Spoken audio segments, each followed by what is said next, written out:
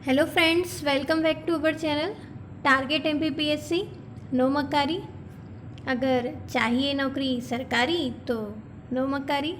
तो चलिए स्टार्ट करते हैं आज का सेशन अपना। आज का सेशन है अपना current affairs quiz session part 3 है। ये वीकली आता है, हर संडे हम इस करंट अफेयर्स के सेशन को अपलोड करते हैं, जिसमें जनवरी से हमने स्टार्ट किया है।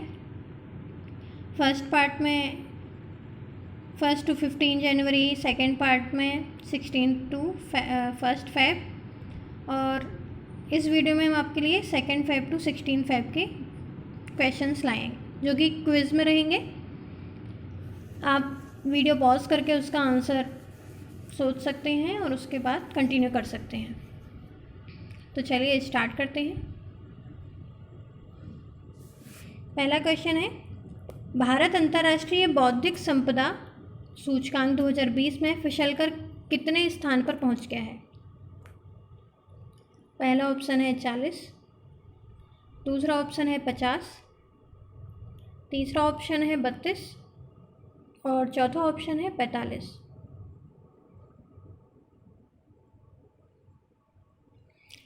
राइट आंसर होगा अपना 40। भारत अंतर्राष्ट्रीय बौद्धिक संपदा में 40वें नंबर पर आ गया है। ये जानकारी हमें अमेरिकी चैम्बर ऑफ कॉमर्स के ग्लोबल इनोवेशन पॉलिसी सेंटर की रिपोर्ट से मिली है। ग्लोबल इनोवेशन पॉलिसी सेंटर इस सूचकांक में दुनिया की 53 अर्थव्यवस्थाओं में बौद्धिक संपदा का प्रवेश का आकलन किया जाता है। कितने का? 53 का आकलन किया जाता है। और पिछले साल भारत 50 देशों की सूची में 36 नंबर पर था और इस बार 40 नंबर पर है, 4 पीछे आ गया है। बौद्धिक संपदा के मामले में शीर्ष 5 देशों में हैं America, Britain, Sweden, France, Germany. पिछले साल के ये सब पहले भी 5 शीर्ष देशों में थे और इस साल भी हैं। भारत की रैंकिंग 5 पीछे आ गई है, 4 अंक पीछे आके 40 हो गई है। चलते हैं अपने अगले क्वेश्चन पर। अगला क्वेश्चन है, हाल ही में भारत के किस शहर को यूनेस्को द्वारा विश्व धरोहर शहर का सर्टिफिकेट दिया गया है? पहला ऑप्शन है अपना जयपुर, दूसरा ऑप्शन है हैदराबाद, तीसरा ऑप्शन है आगरा और चौथा ऑप्शन है ग्वालियर। आप सभी जानते हैं जयपुर इसका राइट आंसर है। यूनेस्को ने पिंक सिटी के नाम से प्रसिद्ध है अपना जयपुर, उसको वर्ल्ड हेरिटेज सिटी में सर्टिफिकेट दे दिया है। यूनेस्को की महानिदेशक आंद्रे जोले ने ये प्रमाण पत्र प्रदान किया था। और जयपुर शहर की स्थापना साल 1727 में हुई थी। किसने की थी? राजा जयसिंह ने की थी। यह शहर अपनी स्थापत्य कला के लिए और पर्यटन के लिए, इन सब के लिए विख्यात है। यहाँ की संस्कृति, वस्त्र, सज्जा, लोकगीत, ये सब फेमस है। और जयपुर को हेरिटेज सिटी का दर्जा मिलने से घरेलू और अंतर्राष्ट्रीय पर्यटन को बढ़ावा मिलेगा, पर्यटन स्तर में बढ़ोतरी होगी। चलते हैं अपने अगले प्रश्न पर। अगला प्रश्न है अपना, केंद्रीय मंत्रिमंडल ने हाल ही में किस स्थान पर देश का नया बंदरगाह बनाने की मंजूरी दे दी है? पहला ऑप्शन है संबल गुजरात, दूसरा ऑप्शन है बदावन महाराष्ट्र, तीसरा ऑप्शन है रामेश्वरम तमिलनाडु और चौथा ऑप्शन है जैसलमेर राजस्थान। ऑप्शन बी अपना राइट आंसर है, बदावन महाराष्ट्र में केंद्रीय मंत्रिमंडल ने बंदरगाह बनाने के लिए मंजूरी दी है। केंद्र सरकार ने महाराष्ट्र में है स्थित ये बदावन, इसको सैद्धांतिक मंजूरी दे दी है। ये बंदरगाह बड़े से बड़े जहाज को रखने में सहायक होगा। इस परियोजना में लगभग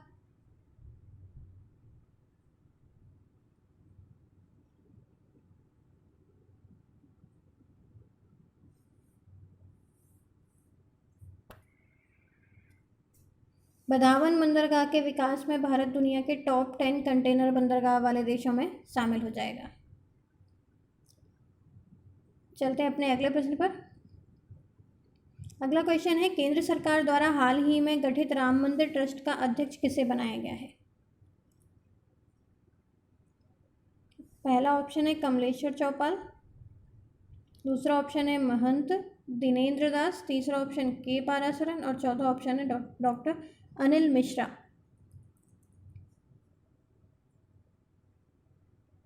ऑप्शन सी अपना राइट आंसर है, के पाराशरन को बनाया गया है। के पाराशरन है केंद्र सरकार द्वारा अयोध्या मंदिर में, अयोध्या का जो राम मंदिर है उसके लिए रामलला पक्ष की वकालत करने वाले वरिष्ठ वकील के पराशरन, इनको ही अध्यक्ष बना दिया गया है। इनने वकालत की थी। उसके अतिरिक्त ट्रस्ट के अन्य सदस्यों में शंकराचार्य वासुदेवानंद महाराज हरिद्वार के, परमानंद महाराज जी पुणे के, स्वामी गोविंद गिरी जी बिहार से, डॉक्टर कमलेश्वर चौपाल और निर्मोही अखाड़ा के महंत दिनेंद्र दास का नाम शामिल है। इन सभी का नाम शामिल है, पर के पाराशरन को अध्यक्ष नियुक्त किया गया है। अगला प्रश्न है अपना, हाल ही में किस राज्य सरकार ने बाल श्रम और मानव तस्करी के प्रति लोगों में जागरूकता फैलाने हेतु मुक्ति कारवां अभियान को शुरू किया है?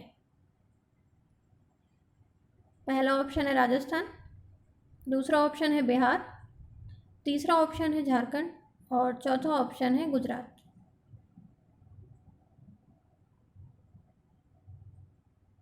ऑप्शन ए अपना राइट आंसर है, राजस्थान को चुना गया है। इस अभियान का उद्देश्य बाल तस्करी, जबरन श्रम, बच्चों के यौन शोषण जैसे मामलों से निपटने के लिए उनकी प्रक्रियाओं के बारे में जागरूकता का प्रसार करना मेन उसका एम है।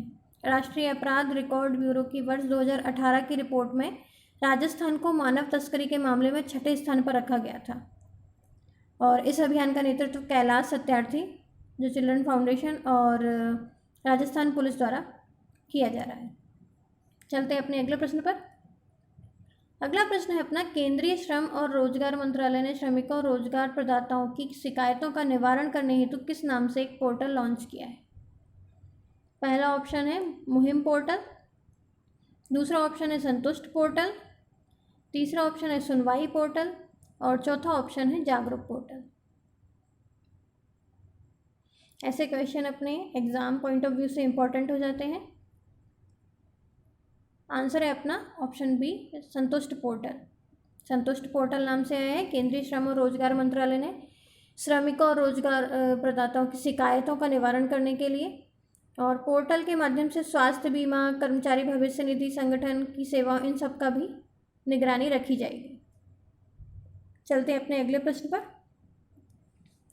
अगला प्रश्न है, प्रधानमंत्री नरेंद्र मोदी द्वारा संसद में की गई घोषणा के अनुसार राम मंदिर ट्रस्ट का नाम क्या रखा गया है? ऑप्शन ए है श्री राम मंदिर सेवा ट्रस्ट, ऑप्शन बी है श्री राम जन्मभूमि तीर्थ क्षेत्र, ऑप्शन सी श्री राम सेवा समिति और ऑप्शन डी है श्री राम जन्मभूमि कल्याण समिति। ऑप्शन बी अपना राइट आंसर है, श्री राम जन्मभूमि तीर्थ क्षेत्र इस मंदिर ट्रस्ट का नाम रखा गया है। प्रधानमंत्री नरेंद्र मोदी द्वारा 5 फरवरी 2020 को संसद में घोषणा की गई कि अयोध्या में राम मंदिर के निर्माण के लिए एक ट्रस्ट बनाया जाएगा जिसे श्री राम जन्मभूमि तीर्थ क्षेत्र के नाम से जाना जाएगा।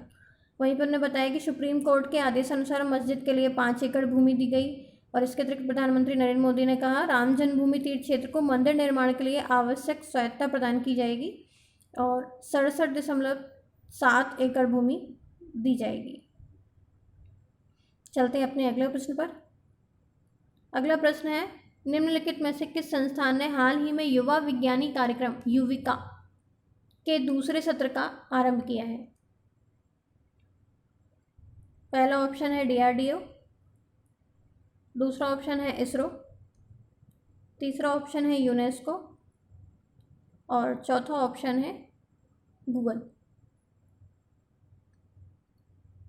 ऑप्शन बी अपना राइट आंसर है, भारतीय अंतरिक्ष अनुसंधान संगठन इसरो। इसने युवा विज्ञानी कार्यक्रम युविका के दूसरे सत्र के आयोजन की घोषणा की। इस कार्यक्रम को 2019 में लॉन्च किया गया था और इसके तहत स्कूली छात्रों को अंतरिक्ष विज्ञान, इससे जुड़ी तकनीक की जानकारी देने का मेन एम है इसका। इस वर्ष भारत में ये कार्यक्रम 11 मई से 22 मई 2020 के बीच आयोजित किया जाना था। चलते हैं अपने अगले प्रश्न पर। अगला प्रश्न है, कोरोना वायरस के मामलों की पुष्टि के बाद भारत के किस राज्य द्वारा राजकीय आपदा की घोषणा की गई?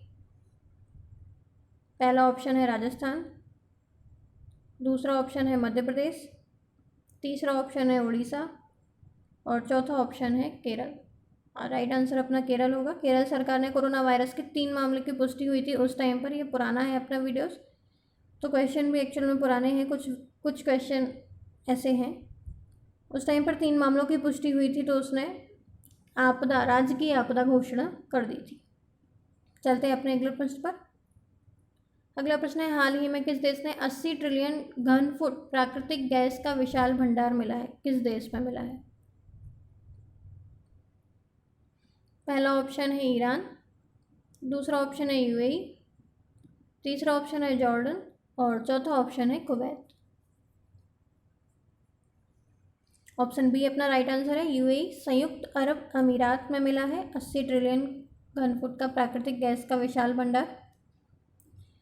जैवल अली गैस क्षेत्र की खोज से संयुक्त अरब अमीरात प्राकृतिक गैस के मामले में आत्मनिर्भर हो गया और अगले 50 वर्षों के अपने विकास कार्यक्रमों के अनुरूप ये परियोजना अगले चरण की तैयारी कर सकेगा। ये गैस क्षेत्र 5000 वर्ग किलोमीटर में फैला हुआ है और संयुक्त अरब अमीरात में प्राकृतिक गैस की सबसे बड़ी खोज है ये 80 ट्रिलियन घन फुट। तो ये क्वेश्चन इम्पॉर्टेंट है। चलते हैं अपने अगले प्रश्न पर। निम्नलिखित में से किस दिन प्रत्येक वर्ष विश्व रेडियो दिवस मनाया जाता है?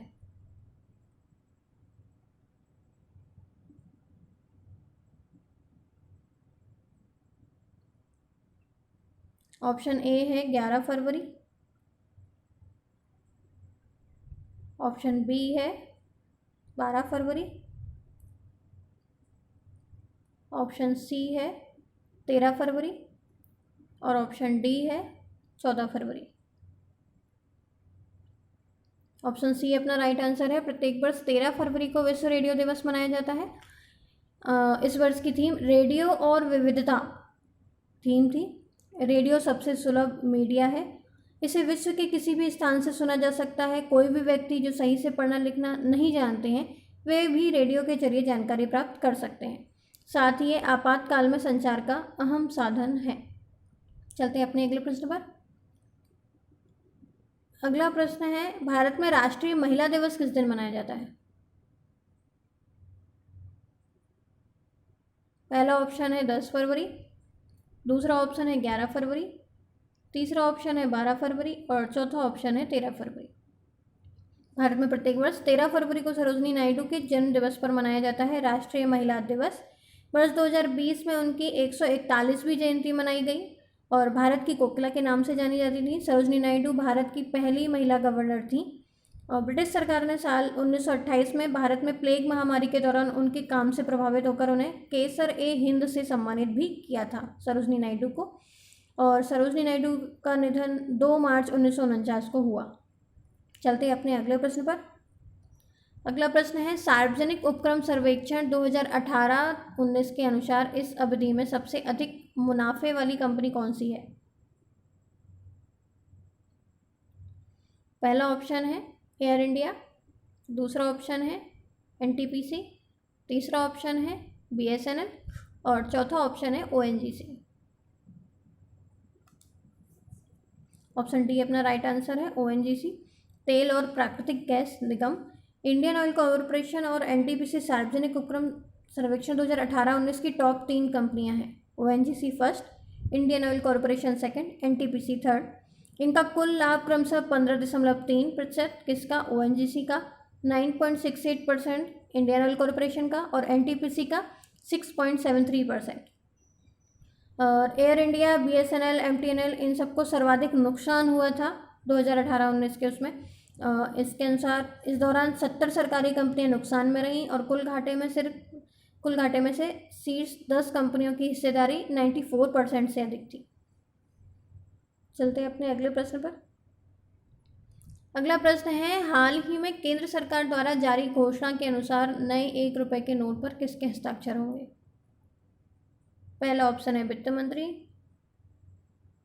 दूसरा ऑप्शन है वित्त सचिव, तीसरा ऑप्शन आरबीआई गवर्नर और चौथा ऑप्शन राष्ट्रपति। ऑप्शन बी अपना राइट आंसर है, वित्त सचिव के होंगे। केंद्र सरकार ने 1 रुपये का नया नोट जारी किया नए सुरक्षा फीचर्स के साथ और इस नोट पर सबसे ऊपर में हिंदी में भारत सरकार लिखा होगा। इस पर वित्त सचिव हिंदी अंग्रेजी में हस्ताक्षर होंगे और इस नोट 1 रुपये के सिक्के पर 1 रुपये के सिक्के का प्रतीक चिन्ह इस नोट पर होगा और उस पर सत्यमेव जयते लिखा होगा। चलते हैं अपने अगले प्रश्न पर। अगला प्रश्न है, भारत और इंग्लैंड के बीच किस नाम से 13 फरवरी 2020 से संयुक्त युद्धाभ्यास आरंभ किया जाएगा?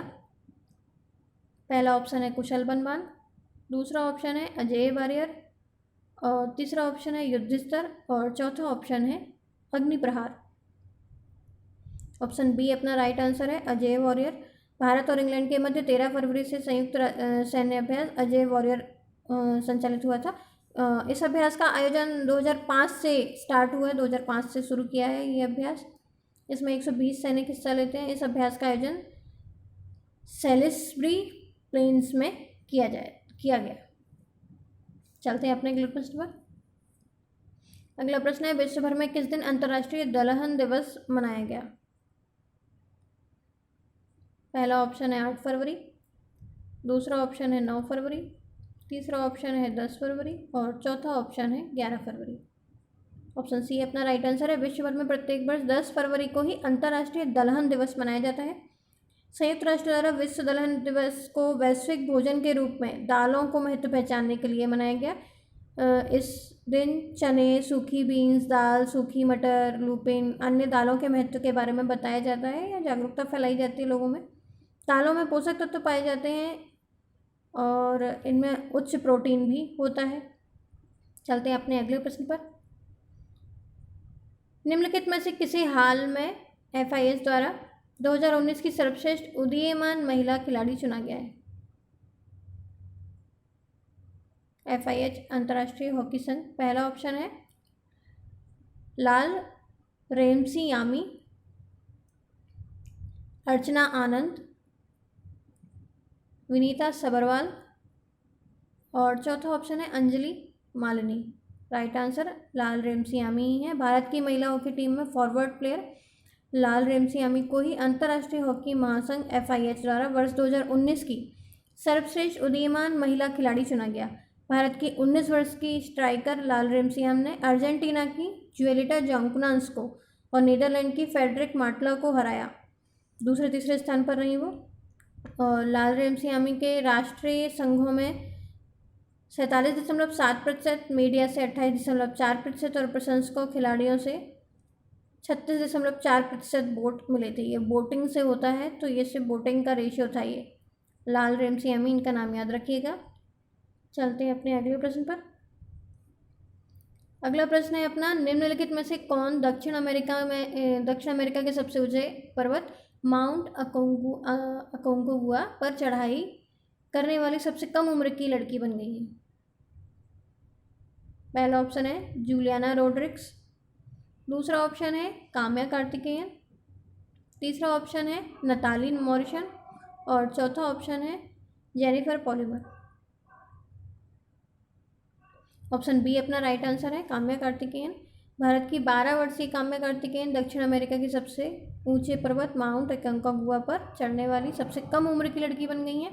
इससे पहले अगस्त 2019 में उन्होंने माउंट मैंटो कांगरी 2 पर चढ़ाई की थी और 2021 तक एक्सप्लोरर्स ग्रैंड स्लैम को पूरा करना चाहती हैं वो, जिसके तहत दुनिया के सबसे ऊंचे पर्वतों पर चढ़ाई करनी पड़ती है, जितने भी दुनिया के सबसे ऊंचे पर्वत हैं उस पर। चलते हैं अपने अगले प्रश्न पर। अगला प्रश्न है, उस प्रवासी भारतीय वैज्ञानिक का क्या नाम है जिसकी अगुवाई में ऑस्ट्रेलिया में कोरोना वायरस की वैक्सीन तैयारी की जा रही है? RM कपूर, दूसरा ऑप्शन है अजित कुमार पिल्लई, तीसरा ऑप्शन है KL कालेकर, और चौथा ऑप्शन है SS वाशन। SS वाशन जी हैं, प्रवासी हैं भारतीय वैज्ञानिक। इनकी अगुवाई पर ही ऑस्ट्रेलिया में क्या किया जा रहा है, सिक्योरिटी लैब में कोरोना वायरस के उपचार पर वैक्सीन तैयार की जा रही है। जैसे अभी हाल ही में ट्रंप जी द्वारा ये घोषणा भी की गई है कि हमारे यहाँ जो वैक्सीन की खोज है उसमें काफ़ी सारे प्रवासी भारतीय हैं। ऑस्ट्रेलिया की Commonwealth Scientific and Industrial Research Organisation है, उसके द्वारा अध्ययन किया जाता है इन सब चीज़ों पर। यदि कोरोना वायरस के खिलाफ दवा तैयार होती तो यह वैज्ञानिकों की सबसे बड़ी जीत। अमेरिका में अभी हाल में एक ह्यूमन ट्रायल पर भी उनने विजय पाई है, ह्यूमन ट्रायल सफल रहा है उनका, फिर भी अभी लगातार उसमें कोशिशें जारी हैं। चलते हैं अपने अगले प्रश्न पर। अगला प्रश्न है, ई गवर्नेंस पर राष्ट्रीय सम्मेलन 2020 का आयोजन निम्न में से किस शहर में किया गया? पहला ऑप्शन है दिल्ली, दूसरा ऑप्शन है पटना, तीसरा ऑप्शन है लखनऊ और चौथा ऑप्शन है मुंबई। ऑप्शन डी अपना राइट आंसर है, मुंबई। इस सम्मेलन में सार्वजनिक सेवाओं को प्रदान करने के लिए डिजिटल प्लेटफॉर्म के उपयोग को बढ़ावा देने पर फोकस किया गया कि डिजिटल प्लेटफॉर्म कितना इम्पॉर्टेंट और यूज़फुल हो सकता है। ई गवर्नेंस का अर्थ यही है कि किसी देश के नागरिकों को सरकारी सूचना एवं सेवाएं प्रदान करने के लिए संचार एवं सूचना प्रौद्योगिकी का समन्वित प्रयोग किया जाए और राज्य और नागरिकों के मध्य संबंध को मजबूत किया जाए और क्विक बनाया जाए, मतलब लोग जल्दी से और अच्छे तरीके से उस पर निर्णय हो, ऐसा ई गवर्नेंस। तो ये थे आज के हमारे कुछ क्वेश्चंस जो कि कंप्लीट हो चुके हैं। ये वीडियो आपको कैसा लगा कमेंट बॉक्स में ज़रूर कमेंट करें, अपने फ्रेंड्स में शेयर करें, लाइक करें। अगर आपने अभी तक सब्सक्राइब नहीं किया है तो प्लीज़ सब्सक्राइब कर लें। Thanks for watching.